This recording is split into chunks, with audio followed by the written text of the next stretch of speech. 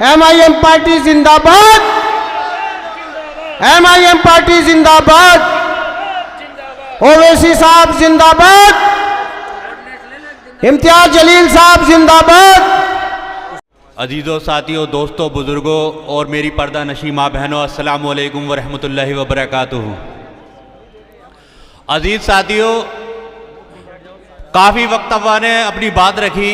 उन्होंने आपको समझाया कि ताहिर साहब को वोट क्यों देना चाहिए, असदुद्दीन ओवैसी साहब के साथ क्यों खड़ा होना चाहिए। मैं इससे अलग हटकर आपसे एक सवाल करना चाहता हूं। जब दिल्ली में दंगा हुआ, खास तौर से आपके इलाके में दंगा हुआ, तो घर सिर्फ रहीम का फूका या राम का भी फूका। मेरे भाइयों, दंगे में अगर नुकसान होता है तो राम का भी होता है, रहीम का भी होता है, और उस दंगे को रोकने की जिम्मेदारी होती है प्रशासन की, और उस प्रशासन को हम मजबूत बनाने के लिए अपना वोट देते हैं। हमें कोई उनसे अपने घर का चूल्हा नहीं जलवाना, हमें उनसे अपने घर के काम नहीं करवाने, उनसे हमें चाहिए होती है अपनी सिक्योरिटी, अपने इलाके के मसाइल। मगर मसाइलों में अगर बात करें तो जीरो, अगर सिक्योरिटी की बात करें तो घरों में बैठ जाते हैं। हमने अरविंद केजरीवाल को बड़ी तादाद में वोट दिया, और ये सोच के वोट दिया कि ये एक सेकुलर सरकार बनाएगा और हमारे देश का जो निज़ाम है सेकुलरिज्म की बुनियाद पे जो रखा है उसे, उस ढांचे को मजबूत करेगा। मगर हुआ क्या? अरविंद केजरीवाल एक छोटा रिचार्ज निकला। उस रिचार्ज ने दंगे को कहीं ना कहीं आग में घी डालने का काम किया। अगर अरविंद केजरीवाल अगर चाहता और बीजेपी अगर नहीं सुनती, तो अगर आपके बीच में आ जाता तो दंगा 2 मिनट में रुकवाती बीजेपी सरकार। क्यों? क्योंकि जिम्मेदारी है एक सीएम को सिक्योरिटी देने की उसकी, वो हर हाल में सिक्योरिटी देते। मगर वो आदमी अपने घर में बैठा रहा या गांधी की समाधि पे चला गया, आपके घर फूकते रहे, आपके दोनों के घर फूकते रहे, गरीबों के घर फूकते रहे। नुकसान किसका हुआ? इस मुस्तवाद के हुआ। और जो आदमी सेकुलर बन के आपकी जान बचा रहा था, उसी नुमाइंदे को जो उसकी अपनी पार्टी से था, उसे जेल में भेज दिया इस केजरीवाल ने। अगर ताहिर को आज अगर देश मुजरिम की हैसियत से जानता है तो मेरे भाइयों, प्रशासन की वजह से नहीं, इस अरविंद केजरीवाल की वजह से मुजरिम कहता है। वरना जमाना जानता है कि ताहिर साहब ने इस मुस्तवाद के लोगों को, इस दंगे को रोकने के लिए पूरी जान पूरी कोशिश की थी। मेरे अजीज साथियों, हमने 70-75 सालों से सेकुलरिज्म का साथ इसीलिए दिया था, हमें अपनी नुमाइंदगी की जरूरत नहीं थी ये सोच के कि अब ये सेकुलर सरकार सही फैसले लेगी, अब ये लेगी। मगर मेरे भाइयों, किसी ने हमारा साथ नहीं दिया।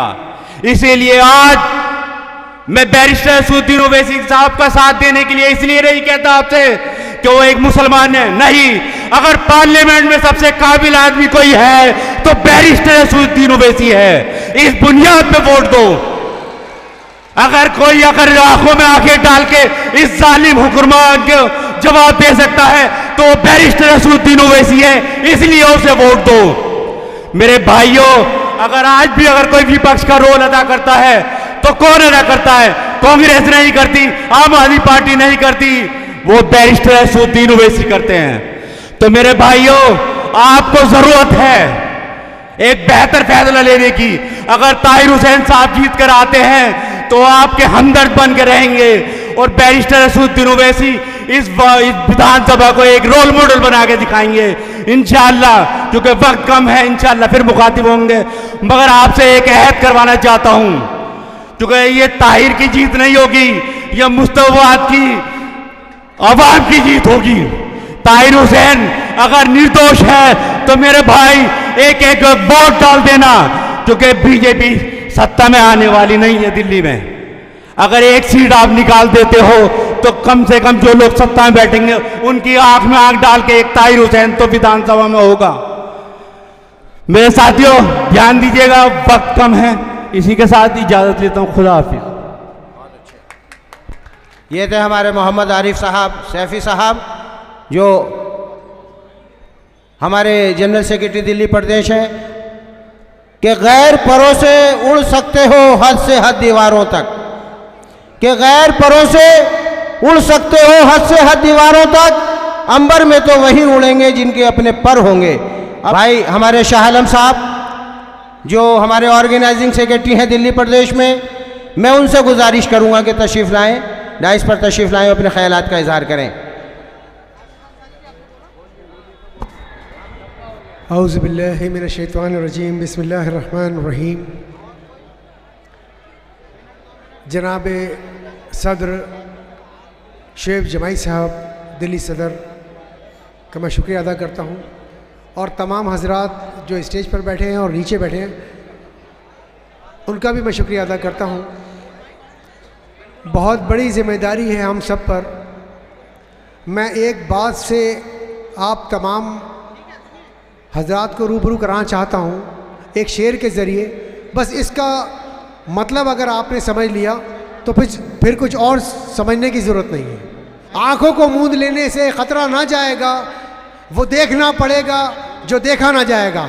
मुस्तफ़ाबाद वालों ने बहुत कुछ देखा है, अब कितनी बार आजमाएंगे। हमारी आने वाली नस्लों के फ़ैसले हमें खुद करने हैं। मजलिस इत्तेहादुल मुस्लिमीन की हर शख्स की जिम्मेदारी है। फिर समझ लीजिए, आंखों को मूंद लेने से खतरा ना जाएगा, वो देखना पड़ेगा जो देखा ना जाएगा।